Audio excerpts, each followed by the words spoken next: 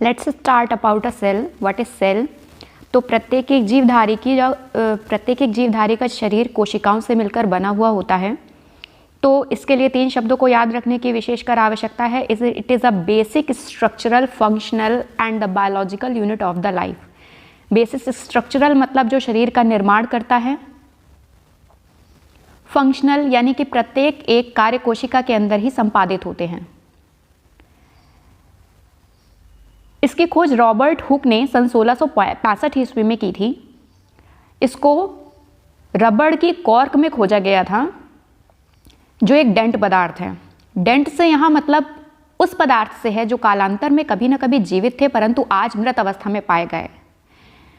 रबड़ की जो कॉर्क होती है वो जो रबड़ है वो पेड़ से प्राप्त होती है. पेड़ कभी ना कभी जब रबड़ पेड़ पर थी तो वो कभी ना कभी कालांतर में जीवित थी, लेकिन आज वह मृत अवस्था में है परंतु उसमें कोशिकाएं आज भी श्रिंक फॉर्म में देखी जा सकती हैं. तो इसे डेंट कहते हैं. बात करते हैं टाइप्स ऑफ द सेल की. तो जो कोशिकाएं हैं वो संरचना के आधार पर 2 प्रकार की होती हैं, प्रोकैरियोटिक कोशिका एंड द यूकैरियोटिक कोशिका. तो प्रोकैरियोटिक और यूकैरियोटिक कोशिका में क्या अंतर होता है, आइए इस अंतर को समझते हैं.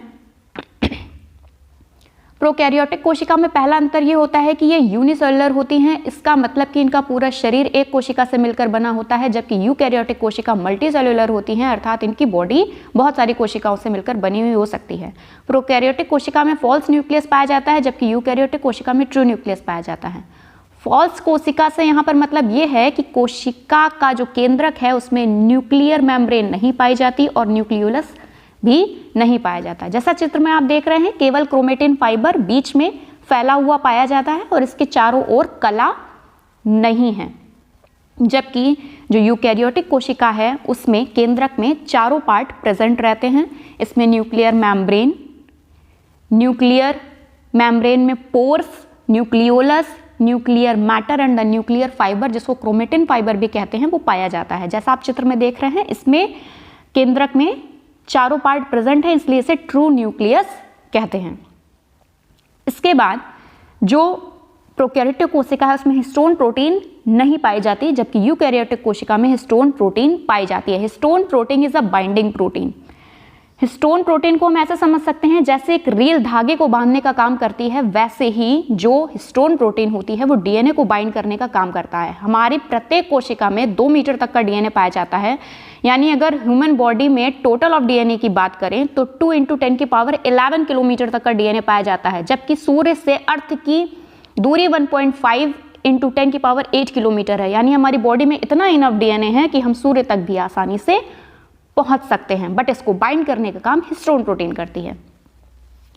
नेक्स्ट है कि इसमें lysosome, peroxisome, endoplasmic reticulum, microtubules जो इस तरीके के कोशिकांग होते हैं वो प्रोकैरियोटिक कोशिका में नहीं पाए जाते, एब्सेंट होते हैं. जबकि यूकैरियोटिक टाइप की कोशिका में ये सारे के सारे जो उपांग हैं वो प्रेजेंट होते हैं.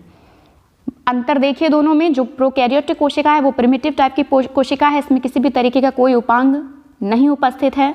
जबकि यूकैरियोटिक कोशिका में आप देख सकते हैं इसमें चारों तरफ membrane, cytoplasm, true nucleus, endoplasmic reticulum, mitochondria, chloroplast सभी प्रकार के जो उपांग हैं वो इसमें प्रेजेंट होते हैं. ये जो डेवलप्ड टाइप की कोशिका है तो सभी प्रकार के जीवधारियों में जो प्रिमिटिव्स हैं उनको छोड़ करके अभी आगे बताएंगे कि किसमें प्रोकैरियोटिक और किसमें यूकैरियोटिक कोशिका पाई जाती है. तो दोनों चित्रों में आप अंतर आसानी से देख सकते हैं. इसके बाद अगले अंतर की बात करें तो जो प्रोकैरियोटिक कोशिका है उसमें 70S टाइप का राइबोसोम पाया जाता है, जबकि यूकैरियोटिक टाइप की जो कोशिका है उसमें 80S टाइप का राइबोसोम पाया जाता है. एस का मतलब यहाँ पर सडबर्ग यूनिट से है. अगले अंतर की बात करते हैं तो प्रोकैरियोटिक कोशिका बैक्टीरिया, ब्लू ग्रीन एल्गी और माइकोप्लाज्मा में पाई जाने वाली सेल है, जबकि इन तीनों को छोड़कर बाकी सभी अदर्स में यूकैरियोटिक टाइप की कोशिका पाई जाती है. तो आपको इन दोनों में अंतर समझ में आ गया होगा.